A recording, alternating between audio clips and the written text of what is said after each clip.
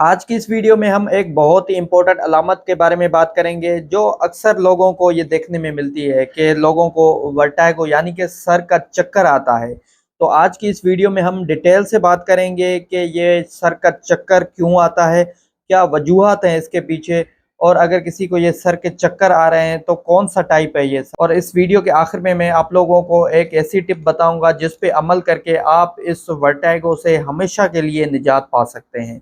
तो चलें video start करते हैं। मेरा नाम है doctor Babar Rahman. Welcome back to my YouTube channel health awareness by doctor Babar Rahman. तो सबसे पहले तो ये वर्टाइगो है क्या चीज़, सर का चक्कर क्या है और क्यों ये आता है। एक्चुअली वर्टाइगो है क्या? Vertigo is a feeling in which external environment seems to be spinning around a person. मतलब कि इस वर्टाइगो में क्या होता है कि अगर किसी इंसान को ये वर्टाइगो है, उसको इस तरह लग रहा होता है कि ये जो बाहर की चीजें हैं ये उसके सराउंडिंग स्पिन कर रही हैं, घूम रही हैं। एक तो ये हुआ, या तो किसी बंदे को इस तरह लग रहा होता है कि ये मैं खुद घूम रहा हूँ, खुद को चक्कर आने लग रहे होते हैं। तो अगर खुद को चक्कर आ रहे हैं तो इसको ऑब्जेक्टिव वर्टाइगो कहा जाता है। अगर बाहर की चीजें जो घूम रही हैं अगर ये ऐसा है तो इसको सब्जेक्टिव वर्टाइगो कहते हैं। तो आगे जाके हम ये डिटेल में डिस्कस करेंगे कि ये ऑब्जेक्टिव और सब्जेक्टिव का मतलब क्या है। अब ये जो वर्टाइगो है इसके दो टाइप्स हैं, एक तो है सेंट्रल वर्टाइगो, दूसरा है पेरिफेरल वर्टाइगो। सेंट्रल वर्टाइगो यानी कि हमारे दिमाग से जुड़ा हुआ है, हमारा दिमाग सेंटर में रखा हुआ है।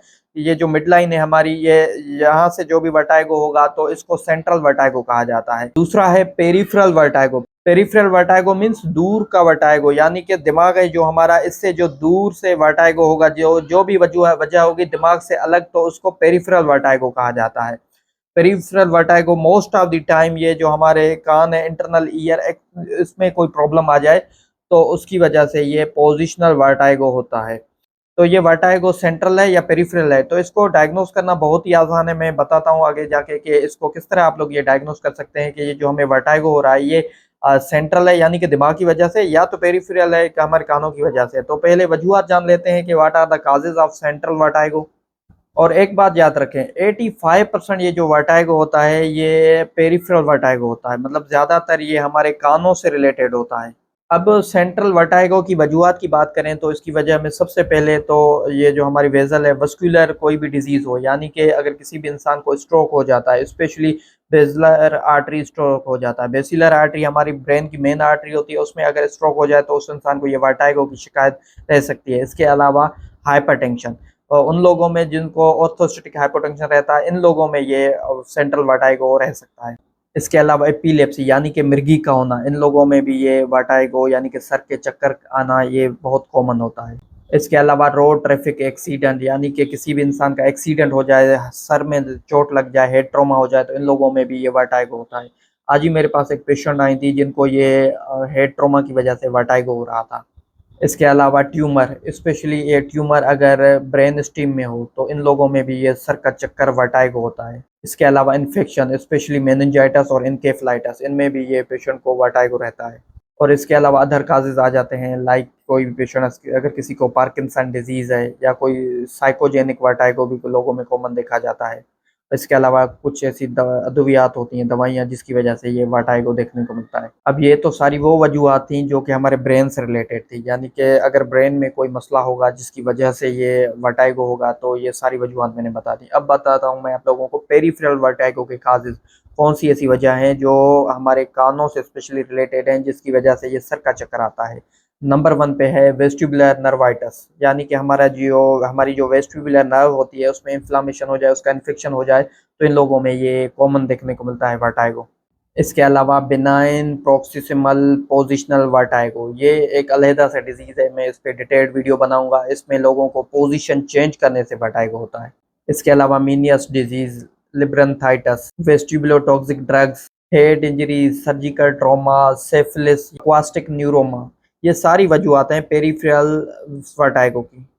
अब बात करते हैं कि इसको डायग्नोस किस तरह किया जाए कि ये पेशेंट को, किसी को भी ये सेंट्रल वर्टाइगो है या तो पेरिफेरल वर्टाइगो है। तो इसको डायग्नोस करना बहुत ही आसान है कि ये सेंट्रल है या पेरिफेरल है। सिर्फ दो सवालात आपने पूछने हैं जिसको भी वर्टाइगो हो रहा है, सर में चक्कर आ रहे हैं।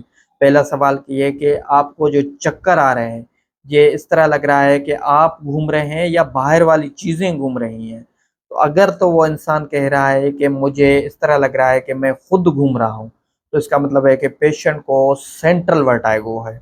यानी कि वो जो चक्कर आ रहे हैं ये दिमाग से रिलेटेड है, उस इंसान को कोई दिमाग का मसला है। तो उसके अकॉर्डिंग टेस्टें होंगी, उसके अकॉर्डिंग उसका सीटी स्कैन होगा, ईईजी होगी, सब चीज़ें उसके अकॉर्डिंगली होंगी। और दूसरा जो क्वेश्चन है उसे ये पूछना है कि बाहर वाली जो चीज़ें हैं वो तो घूमती हुई आपको नज़र नहीं आ रही।